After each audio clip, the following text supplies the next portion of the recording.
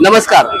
गेल्या अनेक वर्षांपासून राज्य शासनाकडून शिक्षक असतील, शिक्षकेतर कर्मचारी असतील यांच्यावर अनेक अन्यायकारक जे निर्णय घेतलेले आहेत त्या निर्णयाच्या विरोधात गेल्या अनेक वर्षांपासून आवाज उठवला जातोय आणि आजही या संपूर्ण महाराष्ट्रातील शिक्षक, शिक्षकेतर कर्मचारी असतील, संस्था चालक असतील यांनी आपापल्या जिल्ह्यामध्ये जिल्हाधिकारी कार्यालयावर मोर्चा काढण्याचा निर्णय घेतलेला आहे आणि आज सांगलीतील क्रांतिसिंह नाना पाटील चौकामधून हा मोर्चा जिल्हाधिकारी कार्यालयाकडे कूच करतोय आणि आपल्याबरोबर या अनेक शिक्षण संस्था असतील किंवा पदाधिकारी असतील, शिक्षक संस्थांचे पदाधिकारी असतील, शिक्षक संघटनांचे पदाधिकारी असतील ते आपल्याबरोबर आहेत. आपण त्यांच्याशी बोलणार आहोत. काय नक्की काय मागणी राहणार आहे आणि कशा तऱ्हेनं अन्याय राज्य शासनाकडून करला जातो? आजचा जो राज्यभर मोर्चा होतोय तो मोर्चा प्रामुख्यानं जे सर्वोच्च न्यायालयाचा मध्यंतरी एक निकाल झालेला आहे त्यामध्ये कार्यरत कर्मचाऱ्यांना टीईटी सक्ती करण्यात आलेली आहे.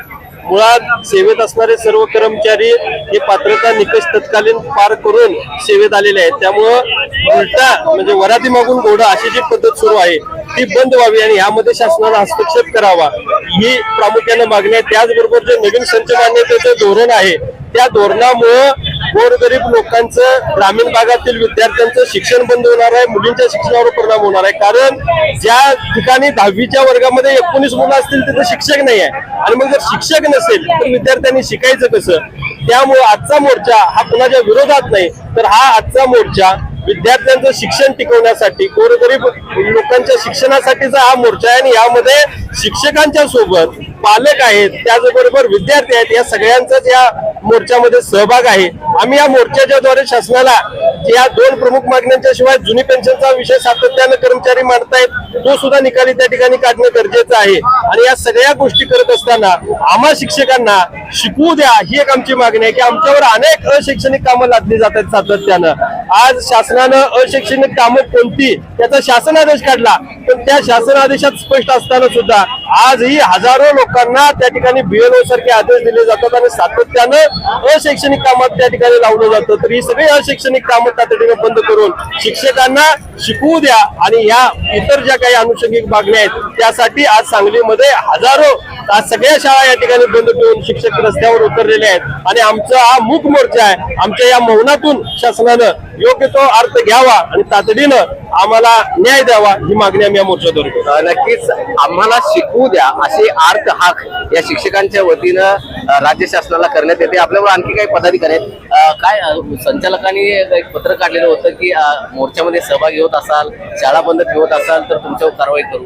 काय तुमचं मत आहे? मला असं म्हणायचं आहे की यापूर्वी आपण शासनानं आवाहन केल्यानंतर नैसर्गिक आपत्ती आली किंवा शासनानं आवाहन केल्यानंतर शिक्षकांनी सगळ्याच कर्मचाऱ्यांनी 1 दिवसाचं वेतन कोणत्याही प्रकारची आडी मनात न ठेवता शासनाला त्यावेळेला निधी दिलेला आहे. 1 दिवसाचा पगार आज शिक्षकांच्या नोकऱ्या वाचवण्यासाठी आणि गोरगरिबांचं शिक्षण वाचवण्यासाठी जर शासनानं जर असा निर्णय काढला असेल की पगार 1 दिवसाचा पगार आंदोलन करणाऱ्या शिक्षकांचा, कर्मचाऱ्यांचा 1 दिवसाचा वेतन कपात करण्याचा जर निर्णय घेतला असेल तर तो निर्णय दुर्दैव आहे. पण तरी सुद्धा इथून पुढच्या कालावधीमध्ये गोरगरिबांचं शिक्षण वाचावं एकट्या टीईटीच्या निर्णयाच्या विरोधामध्येच हा मोर्चा नाही तर सातत्यानं जे काय शिक्षण क्षेत्रामध्ये चुकीचे समस्या निर्माण होणारे, काय प्रश्न निर्माण होणारे होत आहेत त्या प्रश्नांच्या संदर्भात आज हा मोर्चा मूक मोर्चा आमच्या समन्वय समितीच्या माध्यमातून राज्यातील प्रत्येक जिल्हाधिकारी कार्यालयावर काढला जातोय.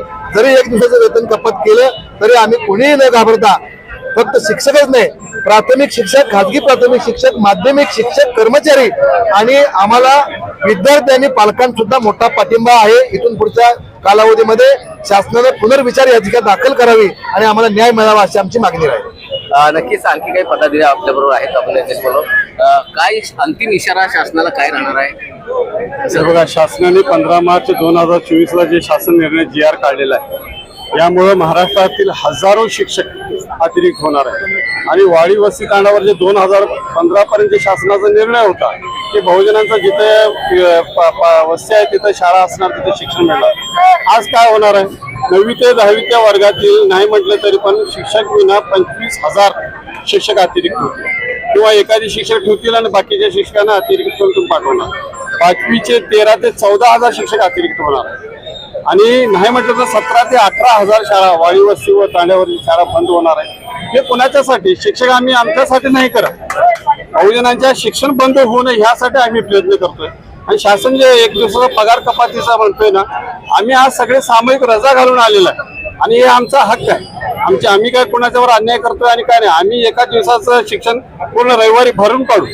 मात्र जे शिक्षण आता सध्या जे शासन जी काढलेला आहे त्याच्या विरोधात शिक्षकच नाही, समाज देखील आणि पालक देखील आणि विद्यार्थी देखील या विरोधात आवाज उठवतो. शासनाला इशारा काय राहील? कारण एक पदाधिकारी म्हणून, शिक्षक संघटना म्हणून काय राहणार आहे? हे बघा, आम्ही शिक्षक सेनेच्या वतीनं आमचे आमदार आदरणीय जमा अभयंकर साहेब मागच मुख्यमंत्री साहेबांना एक पत्र दिलेलं आहे मागच 2000 डिसेंबर महिन्याच्या सुरुवातीला की हे जे आरटीचा नियम आहे हे सेंट्रल गव्हर्नमेंट यांनी नियम 23 जे आहे ते बदलायला पाहिजे.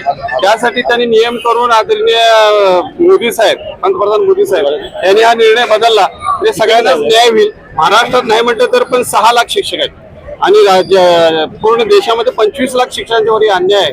त्यांनी हे आम्हाला न्याय मिळवून द्यावं, नाहीतर अन्यथा आम्हाला हे रस्त्यावर पुढे यावंच लागणार आहे. आज आम्ही एका दिवसाचा संप करतोय. पुढं ज्या पद्धतीने जुनी पेन्शनसाठी आम्ही सामूहिक रजा घालून आंदोलन करत होतो त्या पद्धतीने आम्हाला आंदोलन करावं लागणार. यासाठी पालक आणि समाज देखील आमच्या बरोबर येणार आहे. नक्कीच हा जो मोर्चा संपूर्ण महाराष्ट्रभरामधून शिक्षक संघटनेतून काढला जातोय हा फक्त टीईटी निर्णयाच्या विरोधात काढला जात नाही, कारण विद्यार्थी शिकला पाहिजे, शिक्षकांनी शिकवलं पाहिजे आणि आम्हाला शिकवू द्या अशी आर्त हाक या राज्य शासनाला या शिक्षण संघटनांच्या वतीनं घातली जाते.